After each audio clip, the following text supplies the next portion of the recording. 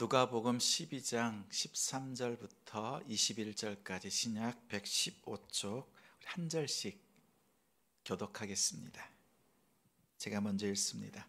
무리 중에 한 사람이 이르되 선생님, 내 형을 명하여 유산을 나와 나누게 하소서 하니, 이르시되 이 사람아, 누가 나를 너희의 재판장이나 물건 나누는 자로 세웠느냐 하시고, 그들에게 이르시되 삼가 모든 탐심을 물리치라.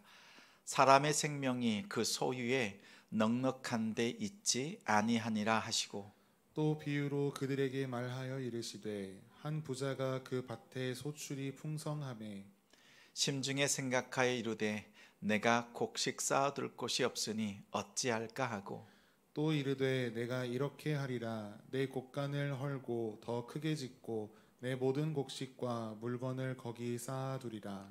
또 내가 내 영혼에게 이르되 영혼아, 여러 해 쓸 물건을 많이 쌓아두었으니 평안히 쉬고 먹고 마시고 즐거워하자 하리라 하되, 하나님은 이르시되 어리석은 자여, 오늘 밤에 내 영혼을 도로 찾으리니 그러면 내 준비한 것이 누구의 것이 되겠느냐 하셨으니, 자기를 위하여 재물을 쌓아두고 하나님께 대하여 부요하지 못한 자가 이와 같으니라.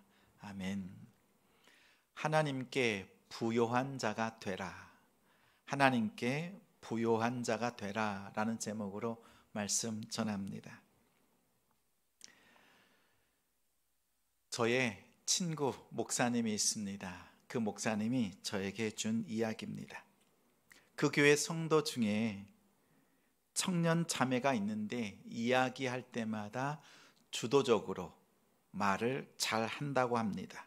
누구를 만나도 또 어떤 주제로 이야기를 해도 술술술 이야기를 잘 하는, 또 대화를 잘 이끌어가는 자매라고 합니다. 하루는 친구 목사님과 그 자매가 대화를 나누는데 역시나 자매가 청산유수, 정말 물이 흐르듯이 정말 이야기를 잘 하더랍니다. 그런데 이야기를 하다가 갑자기 이러한 질문을 목사님에게 했습니다. 그 질문은, 목사님, 저 말 잘하지요? 이렇게 질문을 했습니다.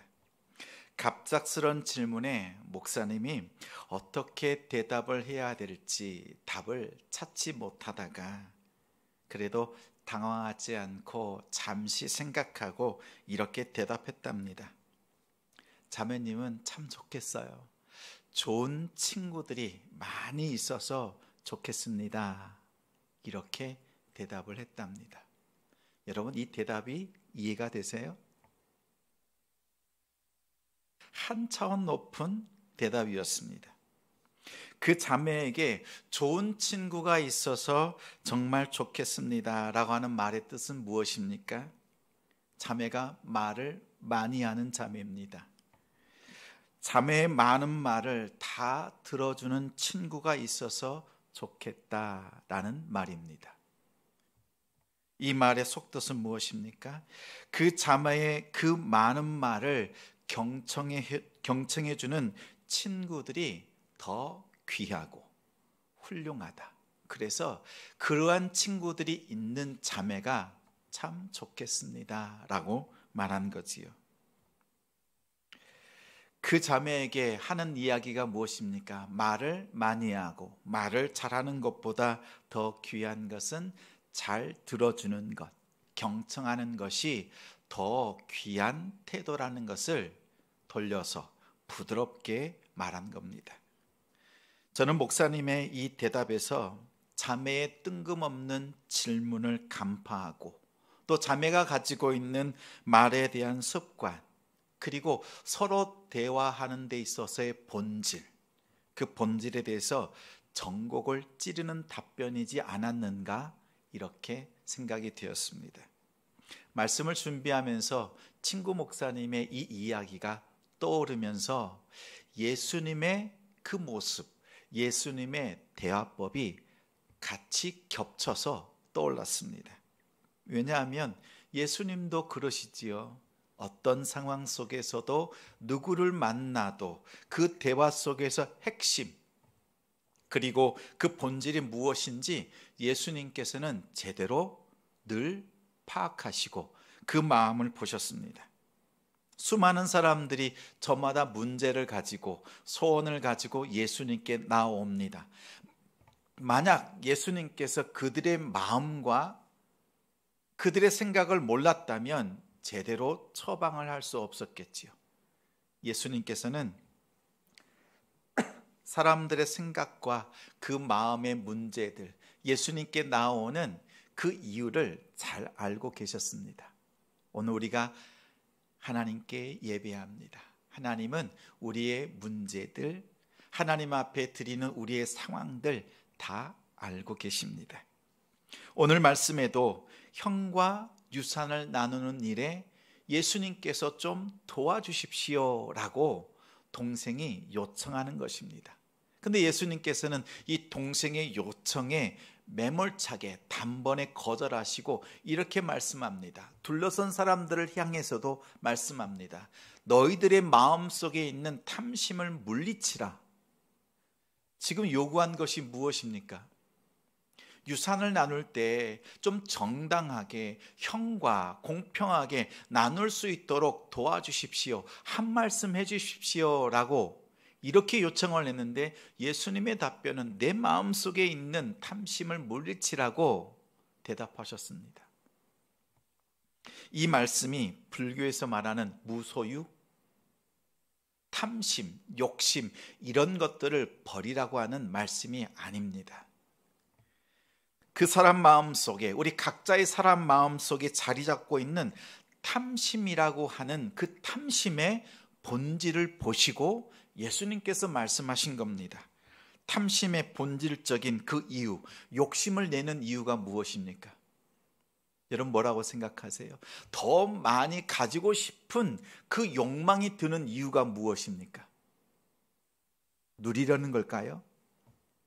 예수님께서 보신 그 탐심의 본질은 바로 이것입니다. 가진 것이 없어서 자신의 미래가 불안하는 것, 염려하는 것, 그것을 버려라고 하는 말씀입니다. 보십시오. 더 많은 것을 소유함으로써 자신의 미래를 보장받고 싶은 그 탐심, 그 목적을 버리라고 하는 말씀입니다. 다른 말로 하면 이런 말이 되겠지요. 염려하지 말아라.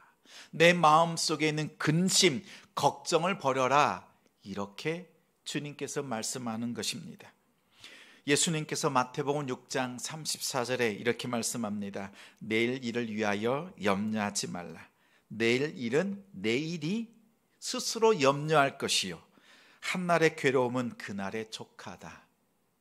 내일을 위해서 염려하지 말라는 것입니다. 내일을 염려하니까 오늘 탐심이 생기는 거예요. 욕심이 생기는 거예요. 내일이 불안하니까 오늘 저장해 둬야 되겠고 형보다 더 많은 것, 아니 적어도 정당한 나의 권리를 가지고 싶은 욕심이 생기는 겁니다. 예수님께서는 내일을 향한 염려 때문에 갖는 그 탐심을 버리라고 말씀하셨습니다. 이렇게 말씀하신 그 이유가 15절 후반절에 더 분명하게 드러나고 있습니다. 15절 후반절을 같이 읽겠습니다. 굵은 글씨 함께 읽습니다. 사람의 생명이 그 소유에 넉넉한 데 있지 아니하니라. 동생이 욕심을 부리는 것은 더 많이 가짐으로써 자신의 미래를 확실하게 보장받고 싶은 욕망이었습니다. 그렇게 확실하게 보장받고 싶은 것이었는데 얼마나 소유했느냐, 무엇을 가졌느냐라는 것이 너의 생명과는 관련이 없다. 얼마나 지금 소유하고 있느냐, 이것이 너의 생명, 내일의 생명을 이어가는 그것과는 아무런 영향, 아무런 관련이 없다는 말씀입니다. 이 말씀 앞에 우리 성도들도 가만히 한번 생각해 보십시오. 여러분은 좀 어떠세요? 우리가 얼마나 가지고 있느냐, 내가 오늘 많이 가지고 있으면 여러분 자신의 미래를 예측할 수 있지요. 어떻게 예측합니까? 오늘 여러분의 식탁에 필요한 것이 넉넉히 있다. 넉넉히 가지고 있으면 내일이 걱정돼야 안 돼요? 걱정 안 됩니다. 그렇지요. 그런데 오늘 나의 식탁에, 우리 가정 속에, 이 가정이라고 하는 그 식탁 속에 부족하거나 없으면, 오늘 당장 먹을 것이 없으면, 돈이 없으면, 또 우리의 연약한 부분들이 있다면 내일이 어때요? 불안하지요. 또 염려와 걱정 때문에 내일이 오지 않았는데도 어때요? 오늘 죽을 것 같습니다. 이 말은 우리가 지금 내가 가지고 있는 이 소유, 내가 가지고 있는 이 재물 때문에 내가 지금 영향을 받고 있다는 뜻입니다. 그래서 예수님께서 자신의 사랑하는 백성들에게 가르쳐 주셨어요. 하나님이 광야에서 이스라엘 백성을 훈련시켜 주셨습니다. 매일 하늘에서 만나를 내려서 그들에게 주셨습니다. 광야라고 하는 식탁이지요. 광야의 식탁은 오늘 하나님께서 주신 그 만나를 가지고 오늘을 살아내라. 그리고 내일은 어떻게 사는 거예요? 오늘 주신 만나를 가지고 내일을 사는 것이 아니라 내일 주실 만나를 가지고 내일을 사는 겁니다. 하나님께서 이스라엘 백성들에게 40년 동안 가르쳐 주신 거예요. 하루도 빼지 않고 만나를 주셨어요. 내일 먹을 만나를 주신 것이 아니라 오늘 먹을 만나를 오늘 주셨고, 내일 만나는 내일 주셨어요. 그래서 이스라엘 백성들이 오늘 받은 만나를 가지고 오늘을 살아내고 내일 주실 만나를 소망하면서 내일을 살아냈던 겁니다. 내일을 걱정하여 오늘 더 많이 거두는 것으로 아무 소용이 없게 하셨습니다. 내일 걱정하면서 오늘 2배로 많이 거두어드렸지만 다 썩고 먹지 못하도록 벌레가 생겼습니다. 이스라엘은, 하나님의 백성들, 하나님의 자녀들은 하나님이 차려주신 광야의 식탁, 이 비결을 기억하고 오늘을 살아야 합니다. 성도 여러분, 하나님께서 우리에게 이 말씀을 해주시는 거예요. 예수님께서 지금 이 둘째 아들, 이 동생에게 해주시는 말씀입니다. 그리고 둘러서 있는 그 사람들에게 주시는 말씀이에요. 너희들의 마음속에 탐욕, 탐심이 있구나. 이 탐심은 내일을 걱정하고 있는데 우리 선조들이 어떻게 살아왔는가 돌이켜보라. 오늘 주신 만나로 오늘을 살았고 내일 주신 만나로 내일을 살았다. 다시 말하면 단 하루도 굶주린 날이 없었다. 근데 우리 욕심은 뭐예요? 오늘 먹을 만나 정도가 아니라 더 많은 것을 저장하고 싶고 내일은 더 많은 것, 더 많은 것들을 구하고 있는 우리 욕심입니다. 하나님께서 우리의 과거, 현재, 미래, 이 생명을 지켜주시는 분이 하나님이신데 단 하루도 그 누구도 굶지 않았던 그 역사, 그 시간들을 돌이켜보라고 하는 말씀입니다. 자, 오늘 말씀 속에는 예수님이 말씀합니다. 얼마나 가지고 있느냐, 오늘 내가 얼마나 소유하고 있느냐, 이것이 내일을 보장해주는 보증 수표가 아니다라는 것을 가르쳐 주셨습니다. 그리고 이에 더하여서 소유, 그 재물이라고 하는 진정한 의미, 그 재물의 소유의 본질적인 그 의미가 무엇인지를 비유를 통해서 가르쳐 주십니다. 한 부자가 있었다. 밭에서 엄청 많은 소출을 거두었다. 얼마나 많이 거두었는지 곡간에 쌓을 수 없는 정도가 되었다. 그래서 생각한다. 곡간을 헐고 더 크게 짓고 그것에 이것들을 다 쌓아두어야 되겠다. 그리고 여러 해 동안 먹을 양식을 이리에 거두었으니 이제는 쉬고 먹고 마시고 즐거워하자. 스스로 자신에 대해서 생각했다. 그때 하나님께서 이 부자에게 말씀하셨다. 너는 어리석다.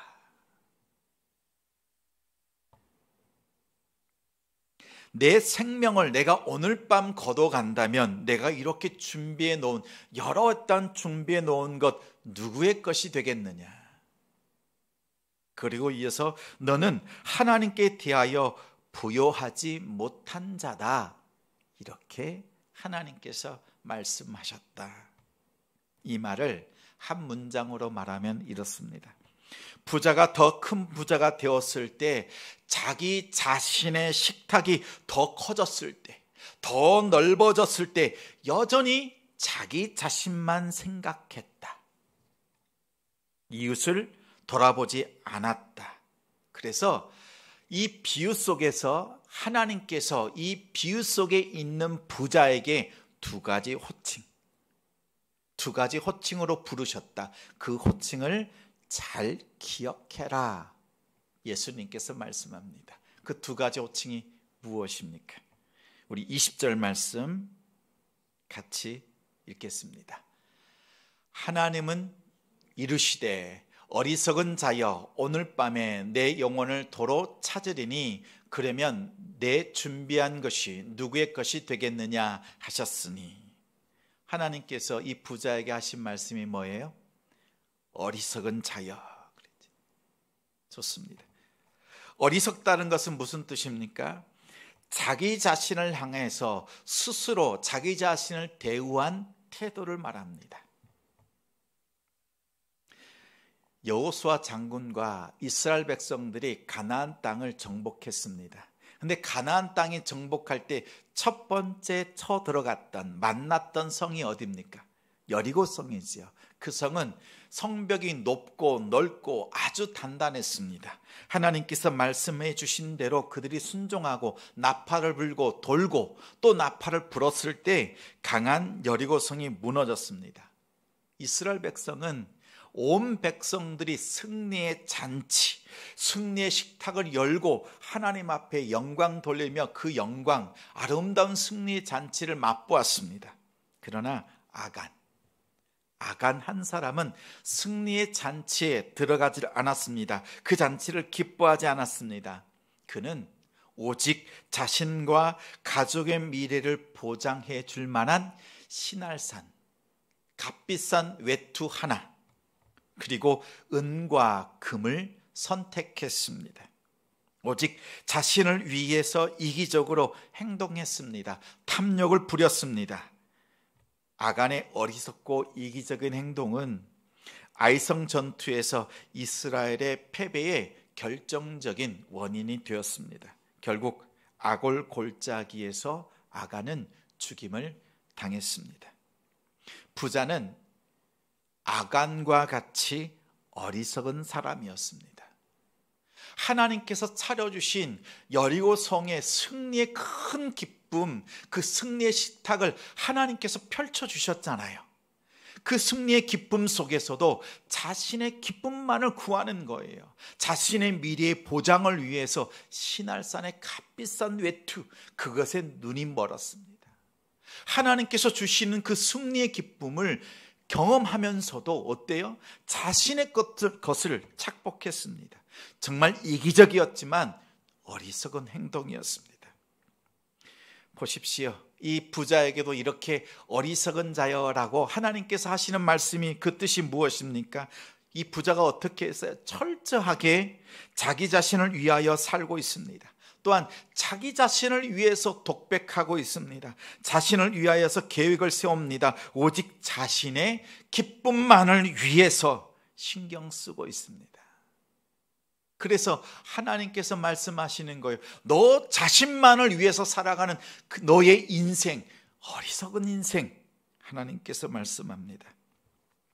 자기 자신을 위해서 쌓아놓고자 하는 그 욕망은요, 이 재산, 이 재물을 통해서 하나님을 의지하는 것이 아니라 그 하나님의 자리에 이 재물을 바꾸어 놓아서 이 재물을 의지하는 것입니다.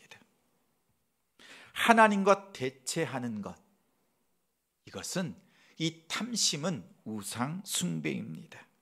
탐욕은 어리석은 행동일 뿐만 아니라 우상 숭배하는 것입니다.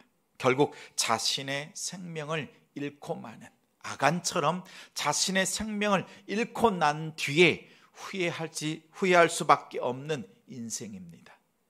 보십시오. 하나님께서 첫 번째 부르신 겁니다. 어리석은 자여, 자신만을 위해서 살아가는 인생은 어리석은 인생입니다. 우리가 이 어리석은 인생, 자신만을 위해서 살아가는 그 삶으로 우리가 빠져들 것이 아니라 정말 하나님께서 기뻐하시는 삶을 사는 우리 인생이 되길 소망합니다.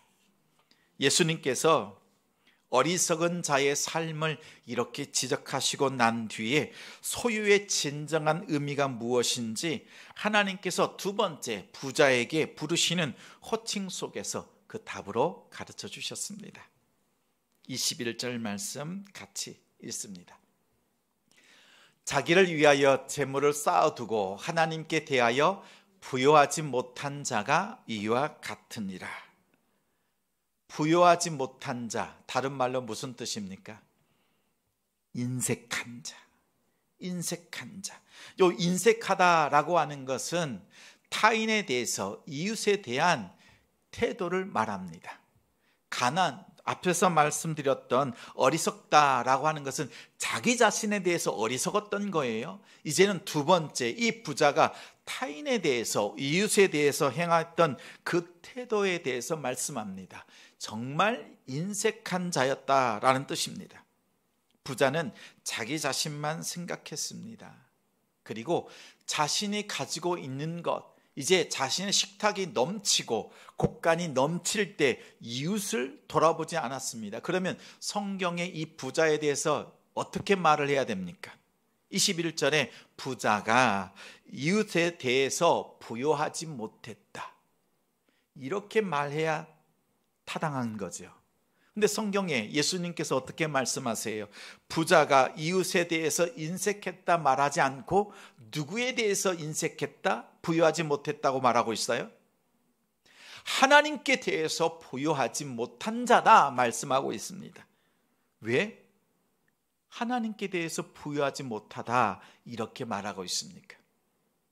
분명 이웃에게 나눠주지 않았을 뿐입니다. 어쩌면 이 부자는 하나님께 11조 드렸겠지요. 자신이 해야 될 일들 했을 수도 있습니다.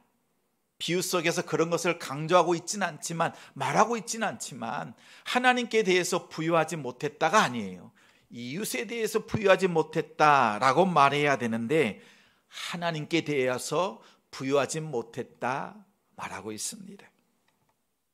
왜냐하면 잠언 19장 17절 말씀에 보면 가난한 자를 불쌍히 여기는 것, 가난한 자를 돕는 것은 여호와께 여호와께 빌려드리는 것이니 그의 선행을 여호와께서 갚아주시리라, 이렇게 약속하고 있습니다.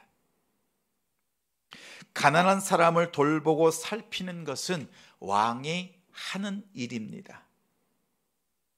이스라엘 나라의 왕은 누구십니까? 여러분의 왕은 누구십니까? 우리의 삶의 왕은 누구십니까? 여호와 하나님이시지요. 우리 주님이 우리의 주인 되시고 우리 중심에, 우리의 삶의 왕이 되시지요. 자, 그렇다면 누군가 내 곁에 있는 가난한 사람, 불쌍한 사람, 연약한 사람을 우리가 도와줬다면 우리가 무엇을 한 거예요? 하나님의 일을 대신한 겁니다. 누군가를 돕는 것, 연약한 성도를 돌보는 것은 하나님께서 하실 일을 내가 하나님의 일을 대신해 준 거예요. 다시 말하면 하나님의 그 아름다운 사역에 내가 참여한 겁니다. 그랬을 때 하나님께서 갚아주신대요. 갚아주신다는 것은 내가 베푼 대로 하나님께서 채워주신다, 그것을 기대한다는 것이 아니라 하나님께서 우리의 그 선행을 기억하신다. 그거면 충분하지 않습니까? 내가 하나님 앞에서 연약한 자들을 돌아보고 그들을 위해서 헌신하고 수고하고 기도하고 눈물로 함께하고 또한 물질을 나누고 여러 가지로 섬기는 것, 이렇게 섬긴다면 하나님께서 기억해 주신다. 그거 하나면 족하지 않습니까? 하나님께서 갚아주신다고 말씀합니다. 그렇다면 가난한 사람들에게 한 일, 이것이 하나님께 한 일입니다. 반대로 그러면 가난한 이웃들, 그들에게 인색하면 누구에게 안 한 것입니까? 그렇죠? 우리가 가난한 자들을 돌아보지 않는 것은 하나님의 그 일을 돌아보지 않는 것이고, 가난한 자들, 연약한 자들에게 인색한 것은 하나님께도 인색한 것입니다. 오늘 예수님께서 이 부자에게, 하나님께서 이 비유 속에서 이 부자에게 인색했다, 그것도 이웃에게 인색했다가 아니라 하나님께 인색했다, 부요하지 못했다라고 하는 것은 이 뜻이 담겨 있습니다. 다시 말하면 재물, 재산, 소유, 이것의 본질은 무엇입니까? 함께 나눔을 통해서 함께 생명을 보존하는 데 있습니다. 나의 생명을 보존하는 것이 아니라 우리의 식탁입니다. 나의 식탁이 아니라 우리의 식탁, 이 식탁 공동체 안에 있는 연약한 자들의 생명까지도 책임지는 그 의무와 사랑이 담겨 있는 그 본질적인 의무가 있다는 거예요. 그런데 부자는 이 하나님의 뜻, 그 소유의 본질을 몰랐습니다. 자신만을 위한 모든 재물, 나만을 위해서 사용하는 그 재물은 탐욕이라고 하는 꼬리표가 붙습니다.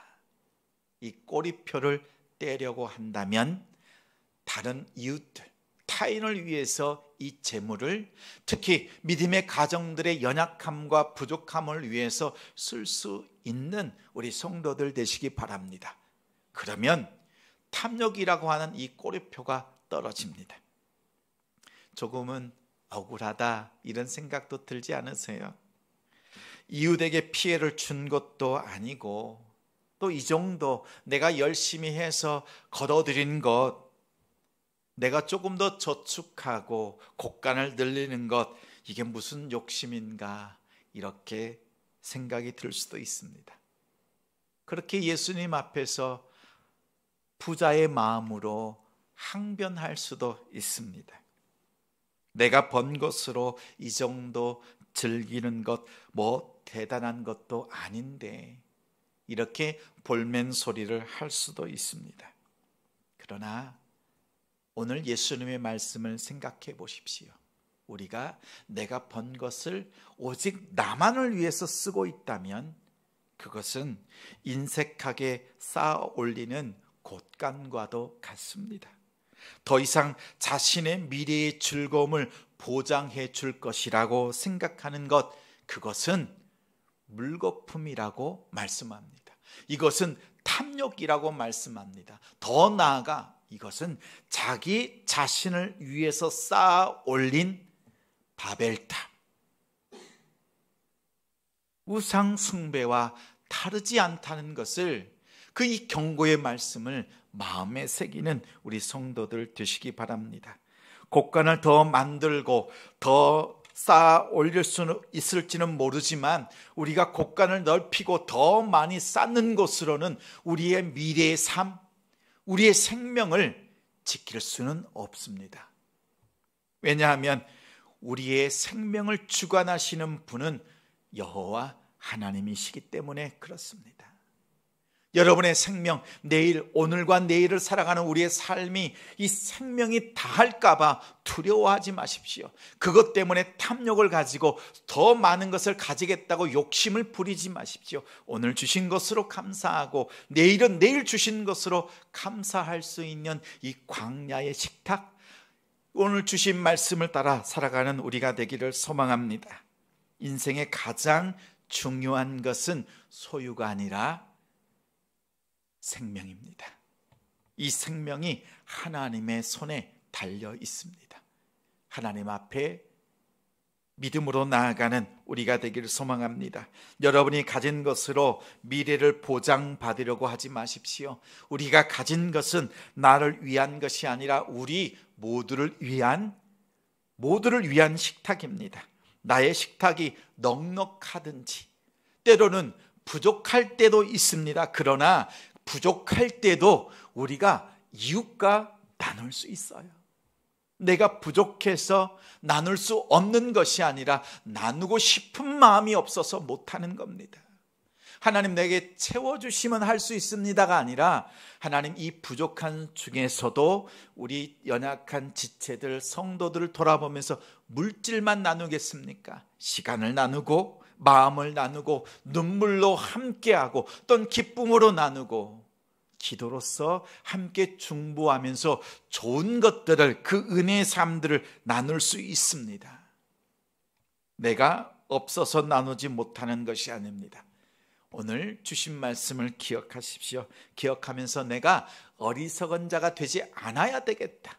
그리고 이제는 인색한 자가 아니라 하나님 앞에서 부유한 자로 살아야 되겠다. 이 마음으로 살아가기를 소망합니다. 이웃의 고통과 필요를 살피면서 내가 가진 것으로 서로 나누는 하나님께 부요한 삶을 살아가는 지혜로운 우리 성도들, 우리 가정들이 되시기를 주님의 이름으로 축원합니다.